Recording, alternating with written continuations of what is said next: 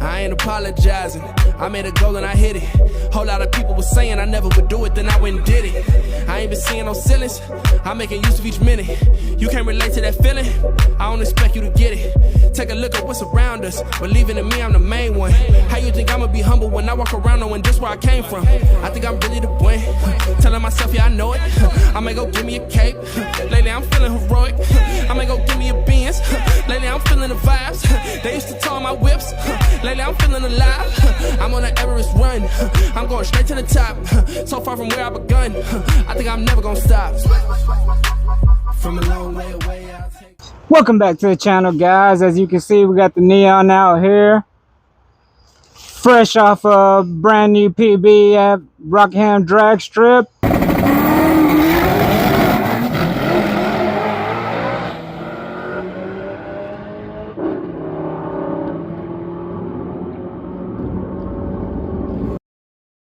Unfortunately, if y'all seen that last video, at the end of that track day on the last pass, we had a little bit of a engine issues, a little bit of a rod knock.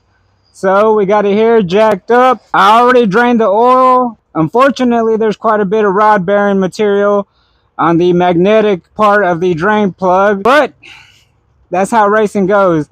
I never actually intended this engine to be doing what it's doing. I actually thought at best it would run like maybe a 10.2, maybe. I never once expected it to be running 9-second passes, let alone mid 9-second passes. So this engine owes me nothing, especially with 60,000 miles of street driving and multiple 9-second passes. It's done its job. It's done more than its job, actually. So it looks like it's time for a rebuild.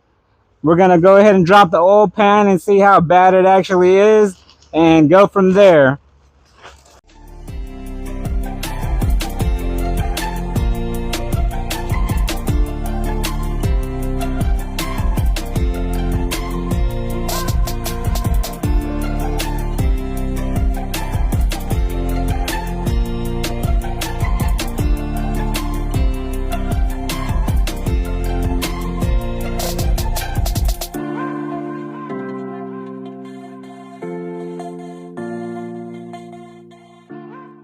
Alright guys, so that's what the bottom of the oil pan looks like. Not looking too good. And I went ahead and pulled out the windage tray and the oil pump pickup. And as you can see, the rod bearings are completely destroyed. And along with the rod caps having some significant heat wear on them. Obviously, the top end of the rod cap is just as messed up. But the crankshaft, even though it looks pretty horrible, it's not as bad as it looks. I can barely feel the scarring with my fingernail. So what I'm going to try to do for the meantime is throw a really big band-aid on it, because this is my daily, so I need it up and running. So what I'm going to try to do is just do what I always do and sand down the crank and polish it, throw a new bearing on it, and pray to God it works. So I'm gonna go ahead and do that and see what we have. Alright guys, we got the rod cap, the rod and the crankshaft sanded down a little bit. Not a whole lot, just a little bit to take any rough edges off of it. As you can see, the rod cap looks a whole lot better than it did before. And let me show you the other end of the rod and the crankshaft, and so y'all can see what I'm working with here. And there's where it looks like after sanding it and polishing it a little bit. It's not perfect. It was never meant to be perfect. But I figured I got the bearing. Might as well try sanding it and polishing it a little bit. It worked last time, but then again last time the bearing wasn't so messed up that it was causing the engine to knock. So we're just doing this once again for scientific experimental purposes.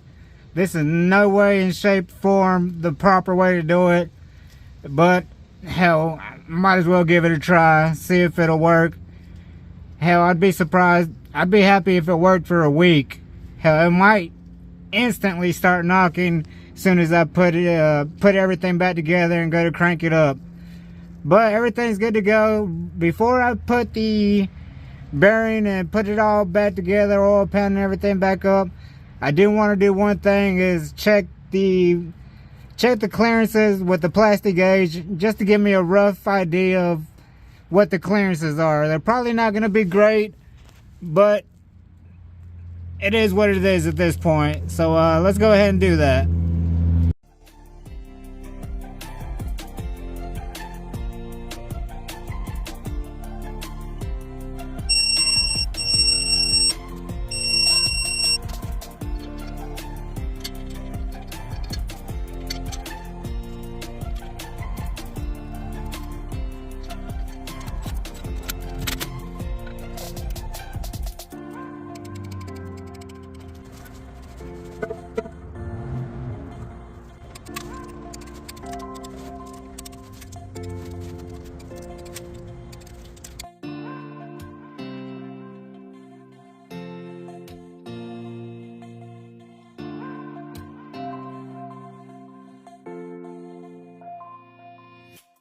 As y'all can see, we got the neon all put back together. All we did was sand the crank a little bit, polished it up with some valve grinding compound, put a new bearing in it, slapped it back together, put 8 quarts of the finest Walmart had to offer for under 20 bucks, the old Super Tech. And I guess it's the moment of truth. We're about to find out if all the work I did was worth it, or it was just a waste of time. That's why I put the old Super Tech in it, because it's more than likely not going to work. So why spend the extra money on the VR1 that I usually use? Might as well use this cheap stuff. And if it actually lasts, if it actually works and actually runs for more than 5 minutes without knocking, I might throw some VR1 in it. But as you can see, I put her back into full-on street mode. Full interior, stock seats, everything back to stock, because this will no longer be a race car if it doesn't knock. If it does knock, I'll see what I have to do to fix it sooner than later, but hopefully this will get me by for a couple of weeks until I get everything put together to fix this, or just buy another stock engine and throw that in there for the time being until I actually have the time and parts to put this race engine back together. So without further ado, let's get to it. Let's crank it up, see what it does. All right, guys, here's the moment of truth. Let's crank it up and see if it's rod knocking. Probably is, but gotta give it a try, right?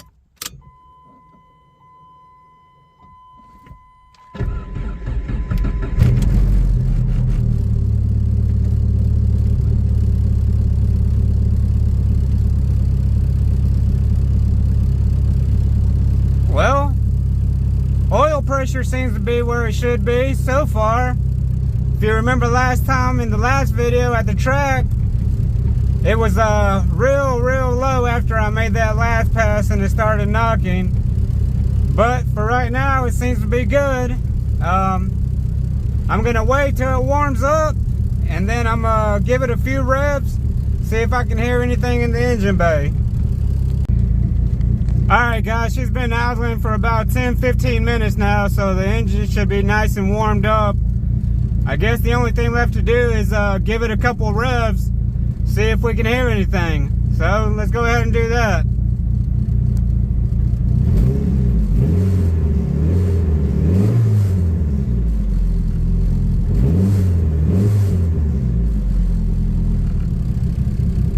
Wow, surprisingly no knocking as of yet. Before, if I even revved to about 2,000, the knock was pretty prominent, as you can hear in that last video of the track day. Let's go out to the engine bay, see if we can hear anything out there.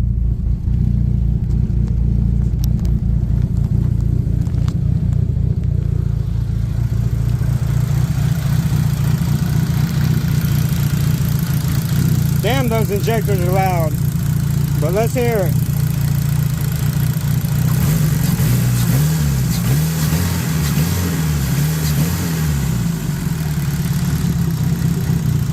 No knocking out here either. I guess the only thing really left to do is to drive it for a week, put a couple miles on it, and then come back at the end of the week and drain the oil and see what that looks like, see if we got any metal in the oil pan, and go from there. Surprisingly, it seems to have worked. It's not knocking quite yet. It could knock the very next time I turn it on, or it could last a couple of days, hell, maybe even weeks. I have no clue. But I'm gonna drive it like this to work for a week, and if it's still not knocking after a week, I'm gonna put some VR1 in it and just take a chill until I can figure out how I want to go about fixing this properly, whether it be buying a stock engine, throwing that in here so I have time to work on this outside of the car, or if I'm just going to park the car completely while I tear this apart and rebuild it. But one way or the other, I am going to rebuild this thing the right way. This was just more for, like I said, scientific, experimental purposes, and so far it seems to be working. I do not recommend you do this at home, especially if you don't know what you're doing. I have no clue what I'm doing, but it seemed to have worked out for me. But that's going to be it for this video. Make sure to subscribe, because in the next video, I am going to be going out to Import Face Off to help out Jared and Jonathan, because I would definitely not be racing this thing. Not for a while anyways. But we'll see you on the next one. Don't forget to like, comment, share, and subscribe.